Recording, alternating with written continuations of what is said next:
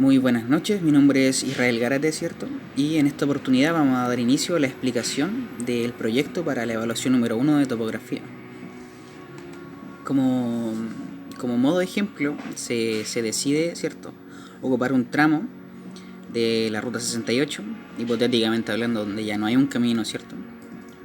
Vamos a ocuparlo desde Google Earth. Entonces, el primer paso va a ser un análisis del terreno, en donde vamos a buscar elementos o cosas que nos impidan realizar una nivelación óptima, ¿cierto? Entonces vamos a hacer una limpieza del terreno.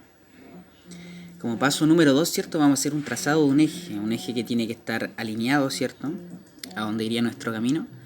Y bueno, para agregar, ¿cierto?, una información importante, nos vamos a dar cuenta que nuestro camino total vale 2 kilómetros de distancia.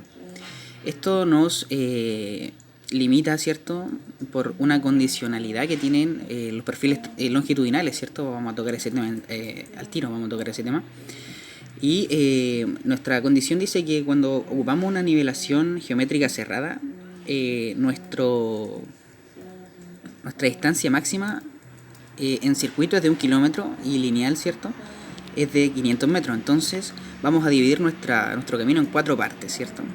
Lo vamos a dividir en 4 partes, lo vamos a destacar, vamos a ocupar 1, 2, 3, 4 y 5 puntos de referencia para esto. Y 100 puntos de cambio, incluyendo los puntos de referencia entre medio, ¿cierto? Luego, ¿qué vamos a hacer con estos elementos? Vamos a levantarnos, vamos a sacar sus datos, ¿cierto?, para poder, ¿cierto?, completar lo que sería nuestra cartera de datos. Va a tener, ¿cierto?, una distancia parcial nuestra cartera de datos, una distancia acumulada, la distancia del eje, muy importante para los ejes transversales. Vamos a enumerar los puntos, vamos a sacar lectura de adelante, intermedia, de atrás también, ¿cierto?, adelante, intermedia, de atrás. Y vamos a elegir una cota, ¿cierto?, que va a ser la que parte, por donde parte el camino. Con todos estos datos y, ¿cierto?, enumerando las estaciones que correspondan, van a ser muchas en este caso, vamos a dar paso, ¿cierto?, a la completación de nuestra cartera, en donde vamos a tener que definir nuestra cota mediante fórmulas como es, por ejemplo, la cota del punto, que va a ser la altura instrumental menos la altura intermedia o la de adelante, ¿cierto? La altura instrumental, que es importante, que va según la cota de terreno más la lectura de atrás.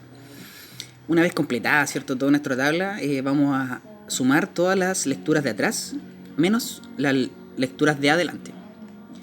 Esto para, ¿cierto?, sacar el error que va a tener nuestra toma de datos, ya que al ser de ida y de vuelta no siempre los números coinciden. Este error no va a ser suficiente, ¿cierto?, y por lo tanto vamos a sacar un error unitario, en donde vamos a partir el error definido, ¿cierto?, anteriormente, lo vamos a dividir el número de estaciones, y de esa manera sacamos el error unitario que se va a repartir, ¿cierto?, en todo el levantamiento que hicimos en todos los puntos. Una vez realizada la cartera topográfica, vamos a dar paso a la realización del perfil longitudinal, ¿cierto?, con los datos ya todos completados en la tabla.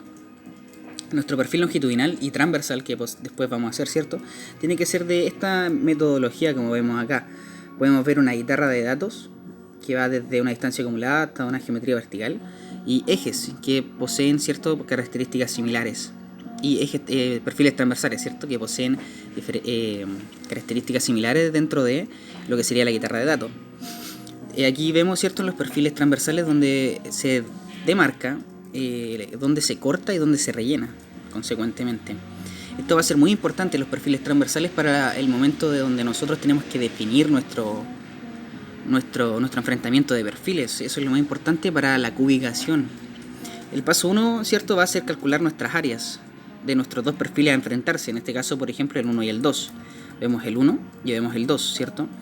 Al enfrentarlos nosotros, ¿cierto?, vamos a calcular sus áreas y vamos a tener un tipo de enfrentamiento que va a estar definido, ¿cierto?, por instrucciones específicas en el manual de carretera. Estas fotos son todos de ahí.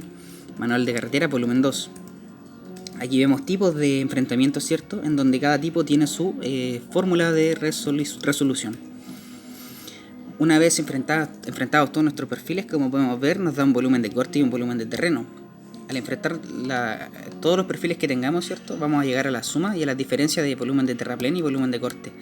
De esta manera vamos a saber si necesitamos agregar o disminuir tierra para nuestro proyecto. Y es así como concluye el video explicativo para la evaluación número 1, en donde las especificaciones, ¿cierto?, que requieren un poco más de detalle, van a ser detalladas claramente en el informe.